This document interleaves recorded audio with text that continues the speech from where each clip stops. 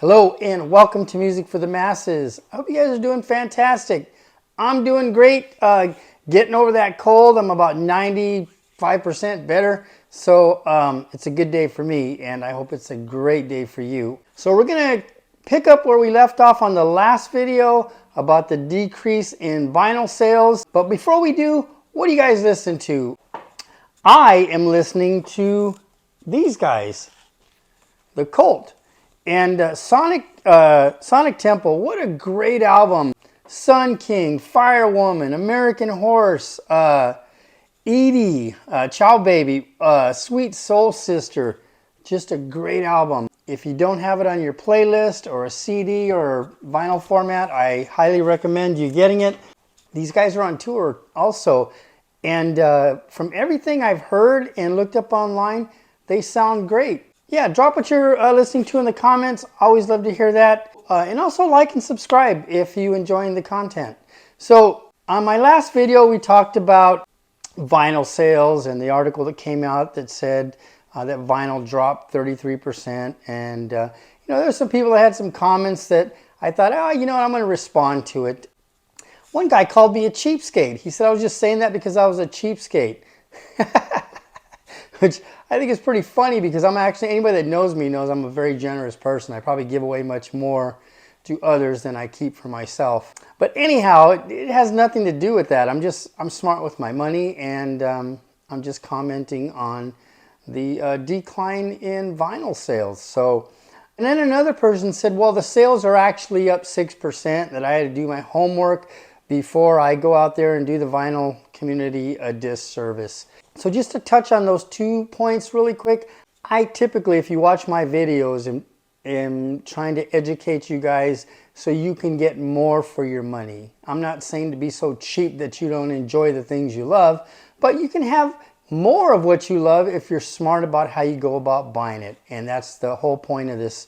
On the next point about sales actually being up 6%, well, you know what? Guys, I kind of find that to be a manipulation of the numbers. And, our government does it with unemployment. They do it with housing sales, in real estate. There's always a little bit of a manipulation that takes place to keep, the sales trends going up. And so what I find it hard to believe is that they said, well, we made a correction, and now the new way that we report things is actually up 6%. But then in that article, it goes on to say that record sale units are down. There were 34.9 million units sold in 2023, and 2024 is 23.3. That's 11.6 million units down. So how can you say it's up 6%? If there's a math genius out there that wants to clarify that for me, please go right ahead. The only way I could see that the sales are up 6% with the units down that many is just that the prices are just ridiculous, and they're just going out off of dollar volume. And so yeah, if you're going to jack the prices up ridiculous, where just to get any album is $40, well, yeah, of course it might be up 6%, but I doubt it. And then also on record day, there's a lot of places offering anywhere from 30 to 50%. That's not indicative of a market that is up. Sorry. Those are the facts. I said it in the last video. I'll say it again. Men lie, women lie, numbers don't. You can thank Jay-Z for that quote. So why are the sales going down? And I'm going to sound like a broken record, no pun intended, but the reality is it was a trend. It was a resurgence. And trends die. Fads go up and then they go away. Of course, if you're the guy that's had vinyl all your life like me, it's never going to go away for a certain select bunch of people. A person like me growing up, you had 2 options to listen to music, basically vinyl or cassettes, and then CDs, as we got into the 80s, or the radio. And that was it. And because of that, there was just a ton more pop radio stations, and there were also chains, huge chains of record stores, because that's what our main sources of music came from. That's not the case anymore, guys. You know, you got people that ran out there and they bought stereos. A lot of people bought the little cheap ones, the little Bluetooth deals that you get for 59 bucks. I bet you many of those things are in the trash. You know, we live in a society that's disposable, right? That's one big part of it. The other part is like, people aren't going to dedicate this kind of space like I have, or the space that you need to house 1,000 records. I know I sell stereo equipment on the side. You guys could look at my videos. I show you the deals I get and what I get for the things. Most of the guys that come in here and buy from me, they're buying it for their garage. And or they're like, if they buy a big set of speakers, they're like, oh man, I hope my wife lets me put these in the living room. Because it's just not the way it was back then, when you had the record stores and the big stereo store outlets like Circuit City, the Federated Group, Cal Stereo. It's just, I mean, I think the only place left is Best Buy, and they have just a little section.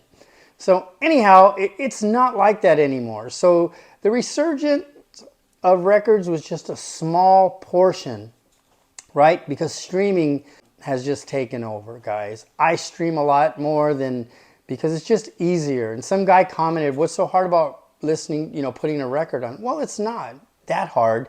But when you got to flip through all these, you know, hundreds and thousands of albums, it's more convenient just to hit your playlist, right?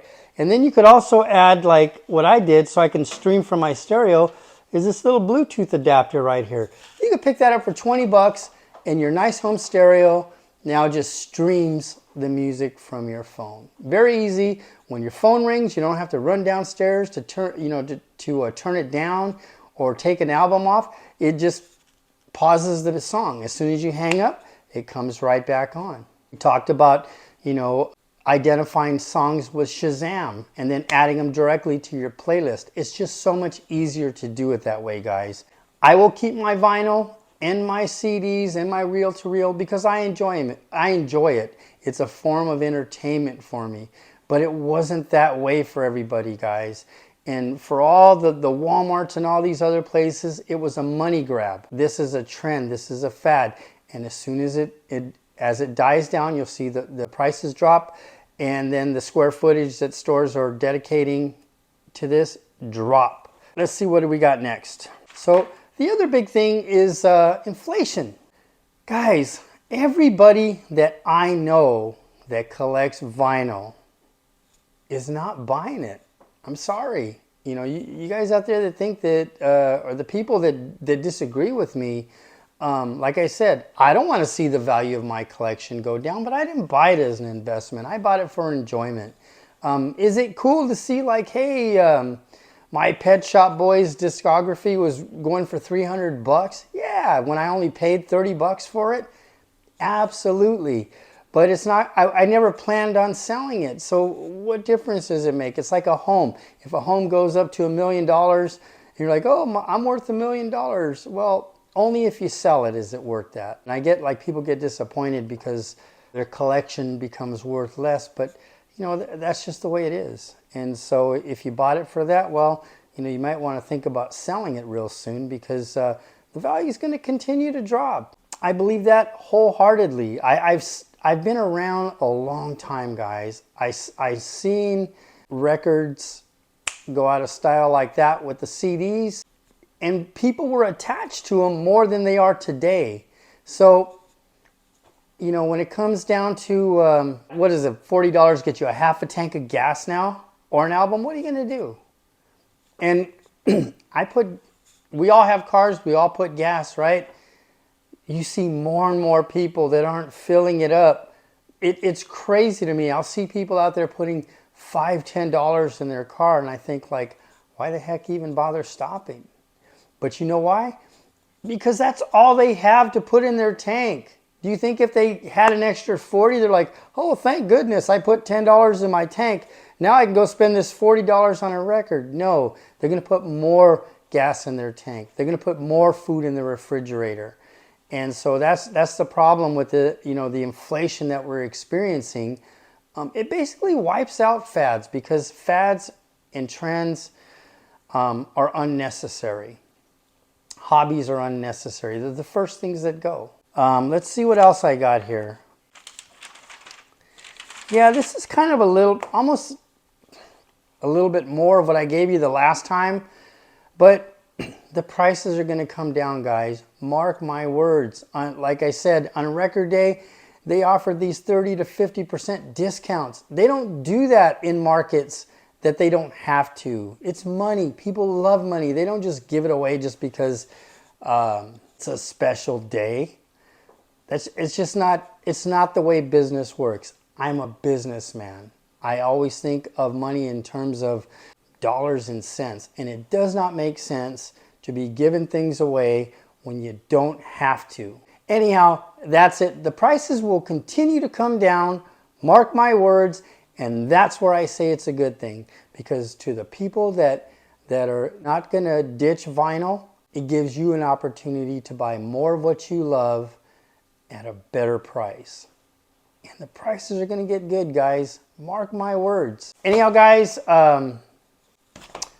hope you enjoyed the video. Not trying to be a buzzkill, but the reality is vinyl is, for the lack of a better word, not on its way out, but it's going to cool down. Let's put it that way. It's not the hot hobby anymore. And you will see these little record stores going away as people stop spending their discretionary income on records, and they go back to what they already have, which is, enjoying the records they have and using their playlists, their free Pandora accounts, or just turning on the radio. Let me know what you think, and as always, take care. God bless you.